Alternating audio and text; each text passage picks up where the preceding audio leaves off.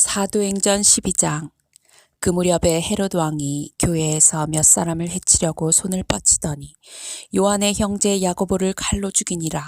그 일이 유대인들을 기쁘게 한 것을 알고서 그가 베드로도 잡고자 하더라. 그때는 무교절 기간이더라. 그가 베드로를 잡아서 감옥에 가두고 4명씩 4조의 병사를 붙여 교대로 지키게 하니 이스터가 지나면 그를 백성들 앞에 끌어낼 의도였더라. 그리하여 베드로는 감옥에 갇혔으나 교회가 그를 위하여 하나님께 쉬지 않고 기도하더라.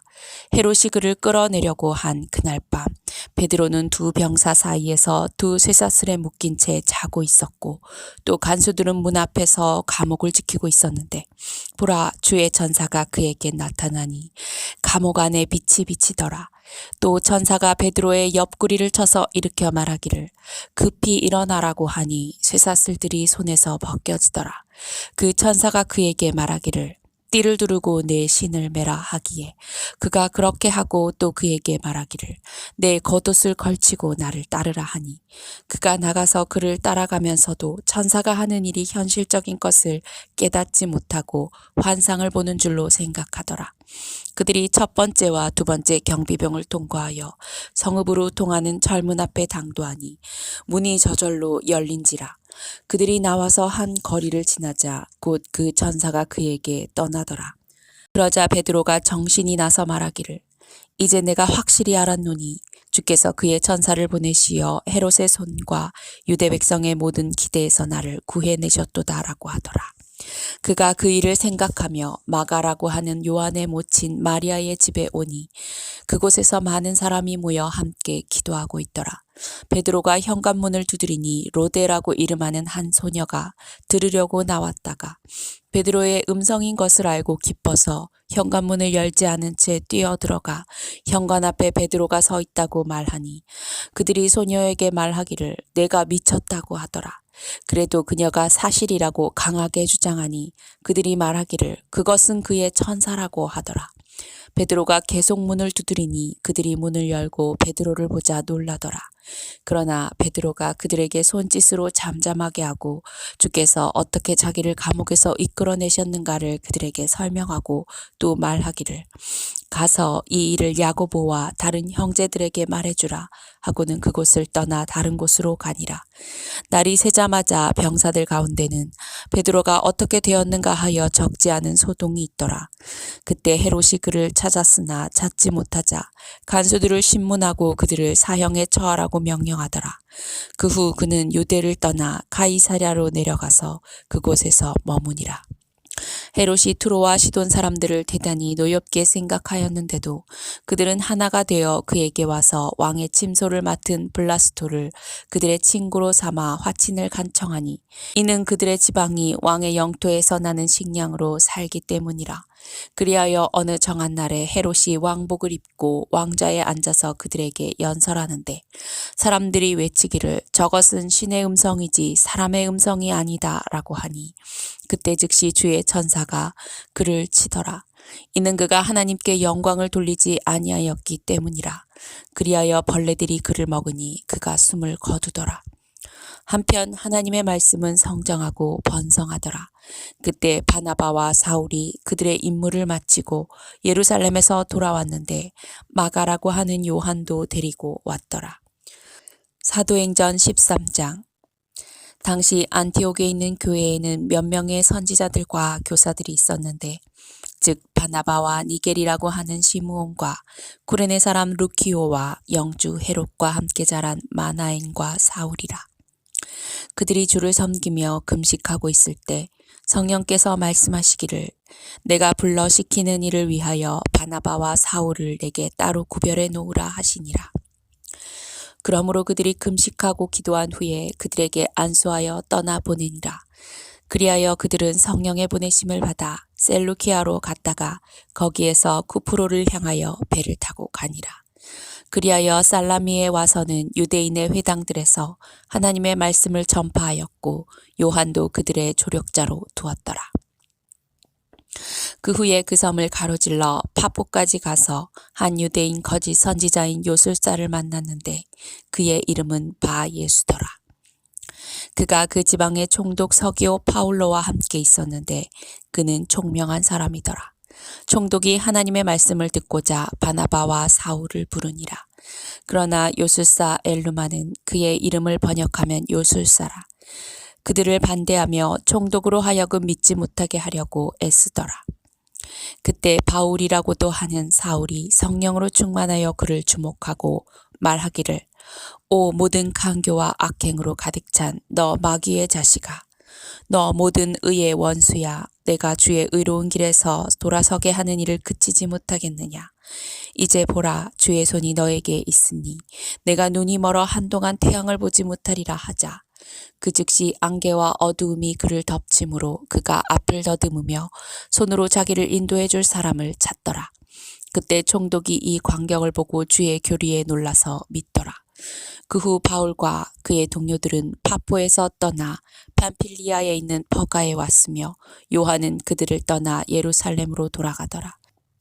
그러나 그들이 퍼가를 경유하여 피시디아의 안티옥으로 와서 안식일에 회당에 들어가서 앉으니 율법과 선지서들을 읽고 난 후 회당장들이 그들에게 보내어 말하기를, 형제들이여, 사람들에게 권고할 말이 있으면 말하시오 하니 바울이 일어서서 손짓하며 말하기를, 이스라엘 사람들과 하나님을 두려워하는 이들이여 들으라.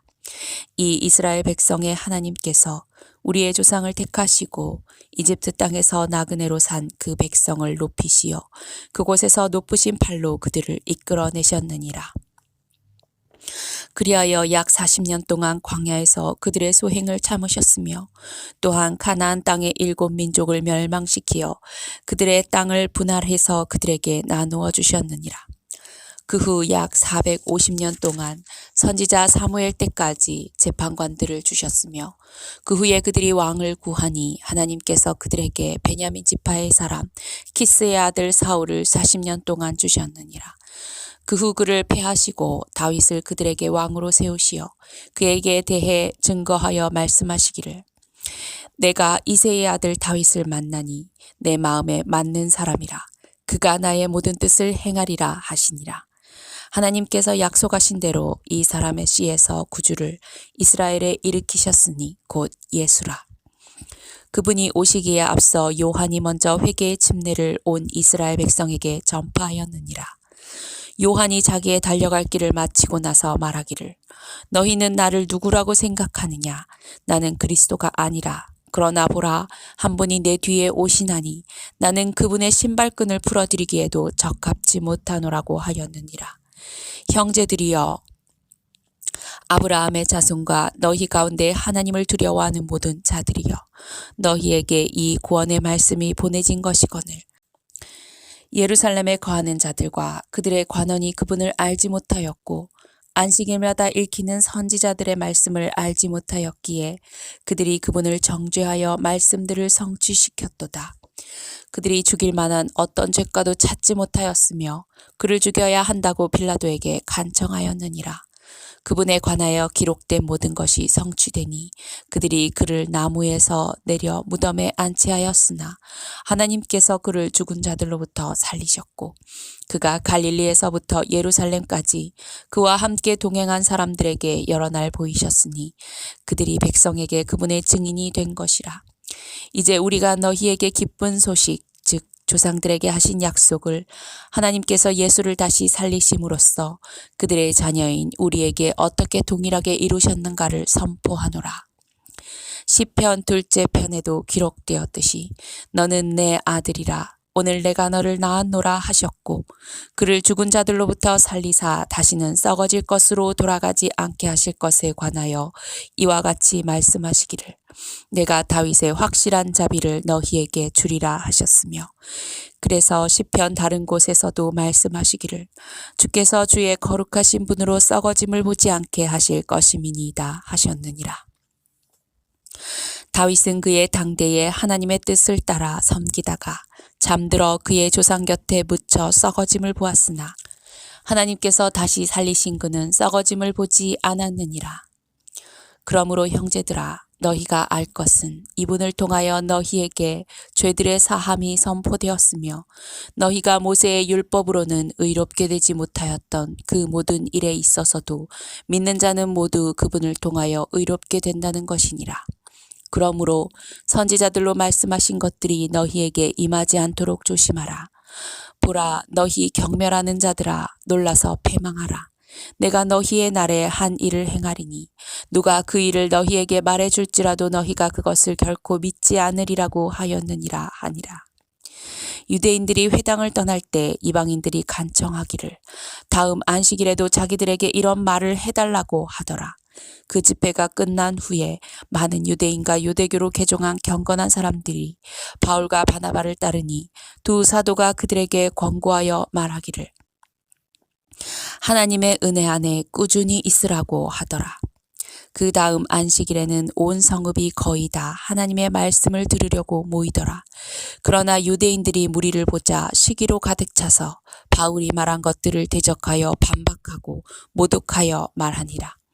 그때 바울과 바나바가 담대하게 말하기를 하나님의 말씀을 먼저 너희에게 전해야 하는 것이 마땅하나 너희가 그 말씀을 외면하고 너희 스스로가 영생을 받을 자격이 없다고 판단하니 보라, 우리가 이방인들에게로 향하노라. 이는 주께서 우리에게 명하시기를 내가 너를 이방인들의 빛으로 세웠으니 너는 땅 끝까지 구원을 베풀라 하였음이라 하더라. 이방인들이 이 말을 듣자 기뻐하며 주의 말씀을 찬양하였고 영원한 생명을 얻기로 정해진 자들은 다 믿더라. 그리하여 주의 말씀이 온 지역에 퍼지니라. 그때에 유대인들이 경건하고 존경받는 부인들과 그 성읍의 지도층 사람들을 선동하여 바울과 바나바에게 박해를 가하고 자기들의 지경에서 쫓아냈으나 두 사도가 그들을 향해 자기 발에서 먼지를 떨고 이코니움으로 왔으며 제자들은 기쁨과 성령으로 충만하더라.